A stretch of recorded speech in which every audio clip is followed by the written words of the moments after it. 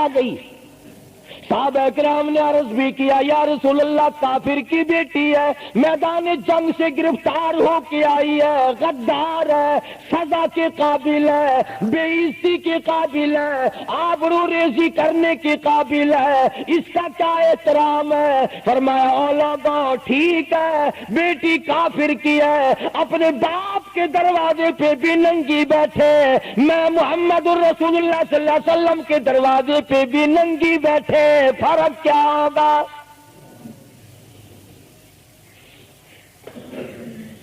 اپنے باپ کے دروازے پہ بھی ننگے سر بیٹھے اور میرے دروازے پہ بھی ننگے سر بیٹھے, تو میرا دروازہ اور ان کا دروازہ کیا برابر ہے؟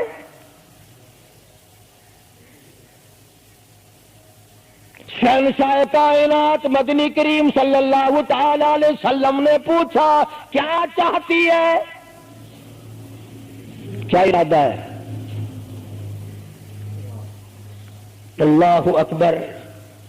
کافروں کو یہ یقین تھا کہ رحمت کا دریا ہے, کرم کا دریا ہے کالی کملی والے کی ذات اقدس صلی اللہ علیہ وسلم. آج ہمارا یقین نہیں, پھرتے ہیں مارے مارے. کافر کی بیٹی کہنے لگی مجھے تمہارے دریائے کرم سے بڑی امید ہے, مجھے آپ کے دریائے رحمت سے بڑی امید ہے, میری عزت بچا گئے, مجھے باعزت گھر پہنچا گئے, میرے گھر.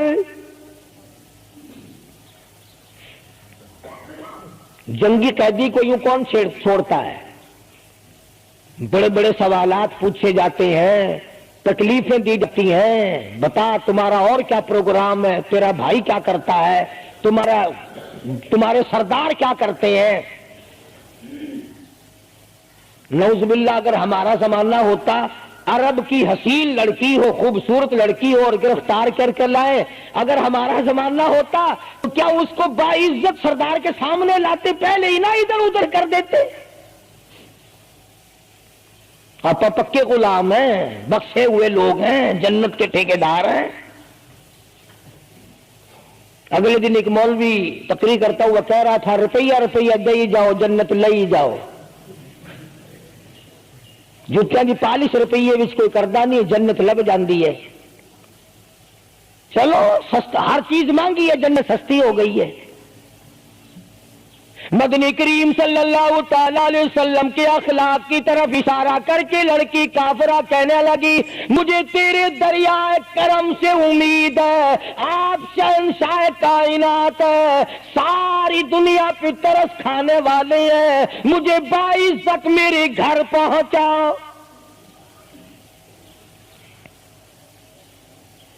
حضور صلی اللہ علیہ وسلم نے دو جوانوں کو ساتھ کر دیا کہ جاؤ اسے گھر چھوڑ کے آؤ. وہ بھی بڑی پکی نکلی. میرے تیرے ورگا ہوندا یا میرے تیرے جیسا ہوتا تو اسی وقت کہتا اچھا جی کلمہ پڑھا دو, پہلے میں مسلمان بن کے جاؤں گی, چاہے اندر سے نہ بنتی, خوش تو کر کے جاتی نا. یہاں صوبہ سندھ میں ضلع سانگڑ میں ایک قصبہ ہے بیرانی ٹنڈو آدم کے علاقے میں, وہاں ایک کراڑ کا چھوکرا رام کشن کئی سال ہو گئے مسلمان بن گیا تھا. 3 سپارے اس نے یاد بھی کیے قرآن کریم کے, اور وہ پھر ہندو بن گیا. ہم نے اس کا نام سلیم رکھا تھا, ویسے نام اس کا رام کشن ہے. پھر جب مجھے ملا تو میں نے کہا رام کشن تو نے یہ کیا کیا؟ کہنے لگا استاد جی قرآن کریم میں جا بجا نماز کا حکم ہے, مسلمان نماز نہیں پڑھتے, زکات کا حکم ہے, زکات نہیں دیتے, شراب کی حرمت ہے, حرام ہے, شراب پیتے, جوا کھیلتے ہیں. جب اسلام تمہارے پاس نہیں تو ہم قید ہوئے کیوں پڑے رہے, ہم واپس ہو گئے. ہماری بدعمالیوں کی وجہ سے, ہماری بدماشیوں کی وجہ سے یہ ساری دنیا کے لوگ کافر مر رہے ہیں. اگر آج حضور کی سیرت کو عام کر دیا جائے, ایک آدمی بھی کافر نہیں مر سکتا. ابھی کئی دن ہو گئے اخبار میں بتلا رہے تھے کہ امریکہ کا کوئی بہت بڑا سائنسدان چاند میں گیا, وہاں اس نے اذان سنی اور پھر اس نے قاہرہ مصر میں وہی اذان سنی تو علماء سے بات چیت کر کے مسلمان ہو گیا. کہنے لگا میں اس رب کو کیوں نہ مانوں جس کی آواز چاروں طرف پھیلی ہوئی ہے. چاند میں نے پوری اذان سنی, چاند میں.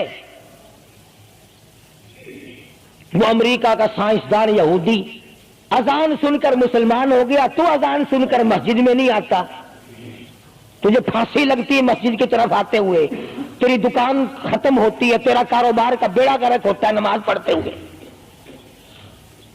اور بات کرو نا وارا نہیں آنے دیتے. او جی کلمہ کو آخر جنت میں جائیں گے نا, تیرے باپ کی جاگیر ہے جنت. اگر جنت اتنی سستی ہوتی محمد کریم صلی اللہ علیہ وسلم کے غلاموں کے چمڑے نہ ادھیڑے جاتے. آگ میں جل گئے صحابہ اکرام. نبی کریم صلی اللہ تعالی علیہ وسلم نے دونوں جوان اس بچی کے ساتھ کر دیے. سفر لمبا ہے, راستہ جنگل کا ہے, اندھیرا بھی آیا. لڑکی کا بیان ہے جو مسلمان بھی نہیں بنی تھی, کہنے لگی میری ساتھ ایسا معلوم ہو رہا تھا کہ یہ ایک اس طرف چلتا تھا ایک اس طرف چلتا تھا, یوں معلوم مجھے ہوتا تھا یہ دونوں اندھے ہیں, انہیں نظر ہی نہیں آتا.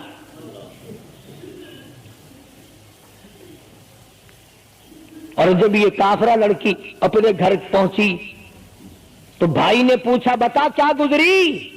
جوانی ہے, شباب ہے, حسن ہے, جمال ہے, قد و قامت ہے, شکل و صورت ہے, کیا بنی؟ تو جنگ میں گرفتار ہو کے گئی تھی, کیا کیا؟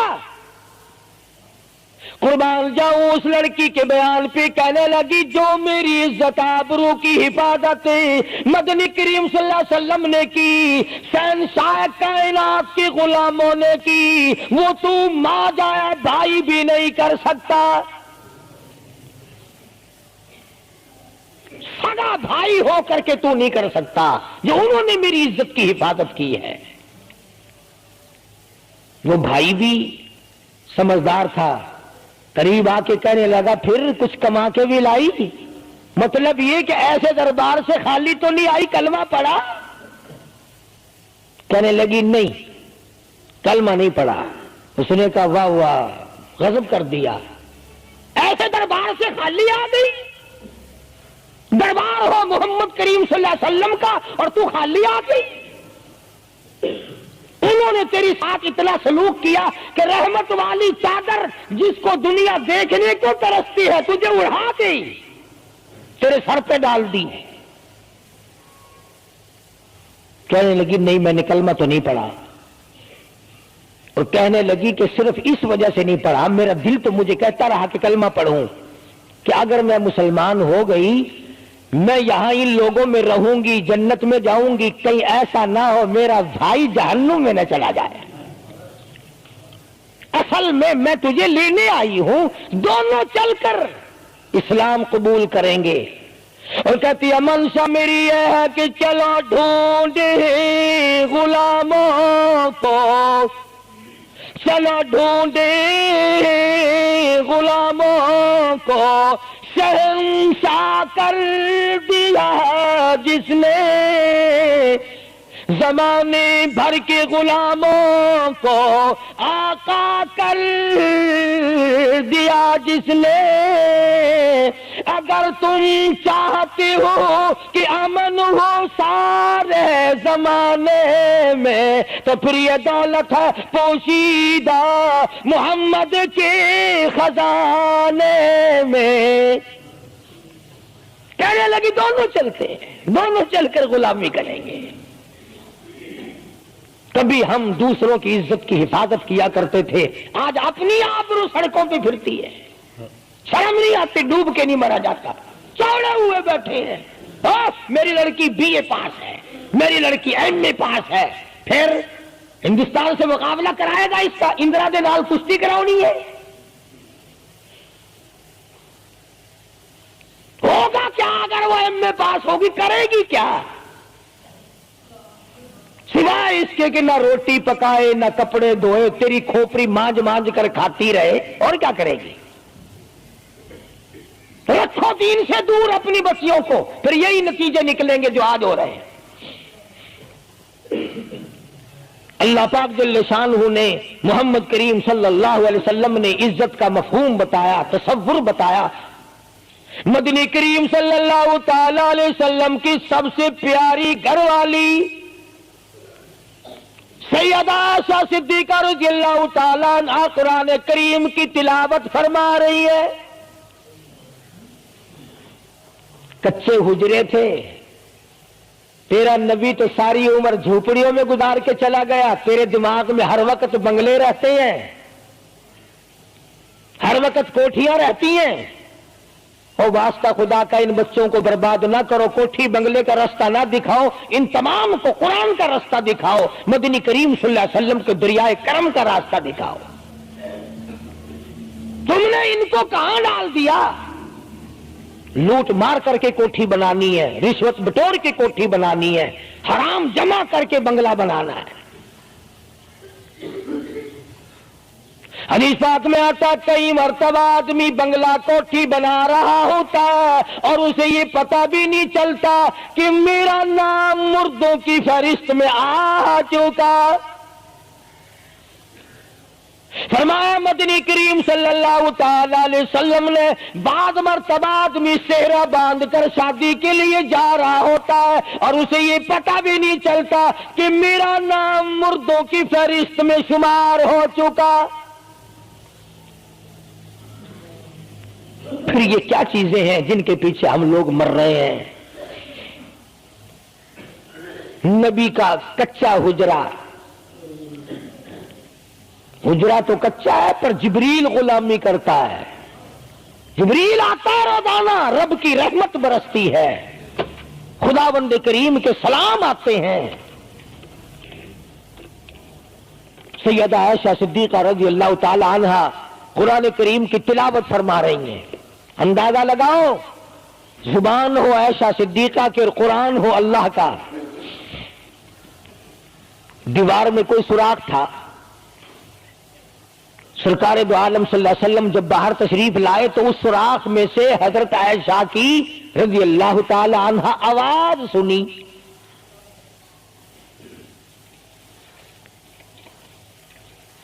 آپ نے اندر جا کر حضرت عائشہ سے یہ نہیں فرمایا کہ آہستہ پڑھ لے، ہولی پڑھ لے، باہر آواز جاندی ہے، ہولی ہولی تلاوت کر، بلکہ وٹا ڈھیلا اٹھا کر لائے رحمت والے ہاتھوں سے اور اس سوراخ میں کوٹ کر بند کیا۔ ماں کی آواز امت کو نہ سنائی دے، قرآن کی آواز، ماں کی آواز، نبی کی گھر والی کی آواز، نبی نے اس کا انتظام کیا ہے۔ آج ہمارا معاشرہ تمہارے سامنے ہے، کتنی گانے والی ہیں، کتنی بجانے والی ہیں۔ علماء کرام نے لکھا ہے کہ مرتے وقت، قبر میں اتارتے وقت، جنازہ پڑھتے وقت اگر کسی کی شکل بدل جائے، کوئی تبدیلی آ جائے تو دکھانا جائز نہیں، البتہ گانے ناچنے والی کنجری کی اگر شکل بدل جائے پھر حکم ہے کہ اعلان کر کے دکھاؤ، بلا کے دکھاؤ۔ اب بھلا یہ چیزیں کون بتائے؟ ہم جتنے مولوی ہیں، پیر ہیں، اگر کنجری بدماش ہمیں نظران نہ دے، اساں تو ٹھیکہ چکا رہے دعا کرن دا، یا اللہ یہ کاروبار اس برکت پاوے۔ جیسا بھی کاروبار ہوگا ہم نے تو ٹھیکہ اٹھا رکھا برکت کی دعا مانگنے کا۔ جو شراب بیچتا ہو شراب زیادہ بکے، جو جوا کھیلتا ہو زیادہ جوئے میں پتے لگے، جو جس قسم کا کاروبار کرتا ہو، اور نذرانے تو زیادہ دے گا ہی وہ جس کو بغیر محنت کے کمائی ملے گی۔ اگر آج تم ملتان شہر میں جا کر یہ اعلان کر دو کہ قاری حنیف کو جوئے کے پتوں کا پتہ ہے، جو نمبر وہ بتائے نا سٹے میں وہی لگا دو، کامیاب ہو جاؤ گے انشاءاللہ۔ شام تک اگر 1 لاکھ روپیہ نہ آ جائے تو لالچ بھیجنا، چلے آئیں گے سارے للے تللے، جاؤ جی سالو دسو ساری کی 1 نمبر دس دو بس، پھر وارے نعرے ہیں۔ قرآن کوئی نہیں پوچھتا، نبی پاک صلی اللہ علیہ وسلم کی حدیث پاک کوئی نہیں پوچھتا، درود شریف کے فضائل اور ثواب کوئی نہیں پوچھتا۔ ہر وقت اور ہر لمحہ ہم لوگ دنیا کے پیچھے لگے ہوئے ہیں۔ آواز آئی میرے محبوب صلی اللہ تعالی علیہ وسلم ان عورتوں کو بتا، یا ایھا النبی قل لازواجک و بناتک و نساء المؤمنین،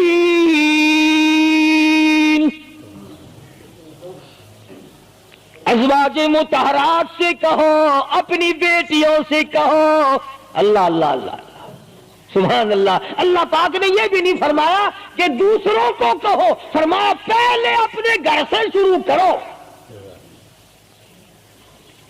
قل لازواجک، پہلا نمبر میرے محبوب گھر والیوں سے پردہ کراؤ، وبناتک، اپنی بیٹیوں سے پردہ کراؤ۔ سیدہ عائشہ صدیقہ پہلے پردہ کرے، سیدہ ام سلمہ رضی اللہ تعالیٰ عنہ پہلے پردہ کرے، سیدہ ام حبیبہ سے پردہ کراؤ، سیدہ صفیہ سے پردہ کراؤ، سیدہ زینب سے پردہ کراؤ، سیدہ جویریہ سے پردہ کراؤ، تمام سیدہ میمونہ سے پردہ کراؤ۔ پہلے اپنے گھر سے شروع کرو، پھر بیٹیوں پہ آ جاؤ۔ رقیہ پردہ کرے، سیدہ زینب پردہ کرے، سیدہ ام کلثوم پردہ کرے۔ الہ العالمین، یہ تو بڑی نبی کی پیاری بیٹی ہے، لخت جگر ہے، سیدہ فاطمہ الزہرا، فرمایا وبناتک، کالی کملی والے اس لخت جگر سے پردہ کراؤ۔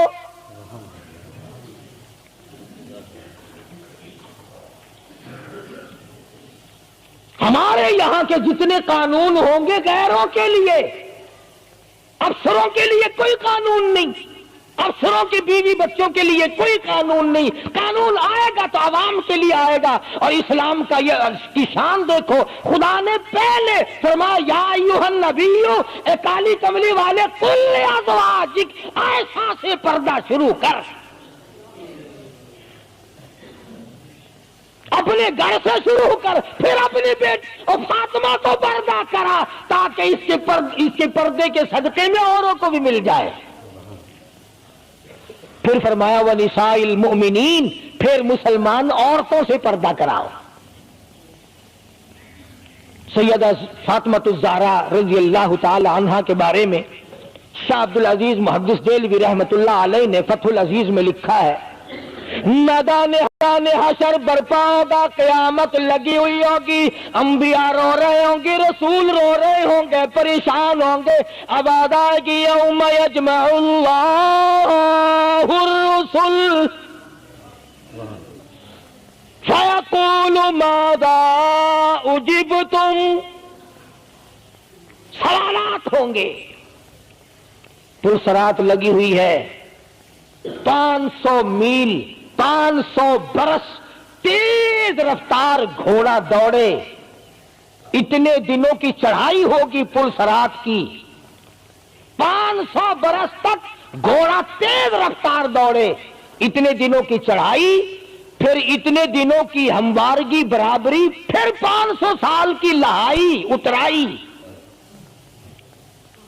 1500 سال پلسرات پہ لگیں گے، تیز رفتار گھوڑا گزرے، بال سے باریک ہے، تلوار سے تکھی اور تیز ہے۔ انبیاء گزریں گے، رسول گزر رہے ہوں گے، برق رفتار بجلی کی طرح گزر جائیں گے،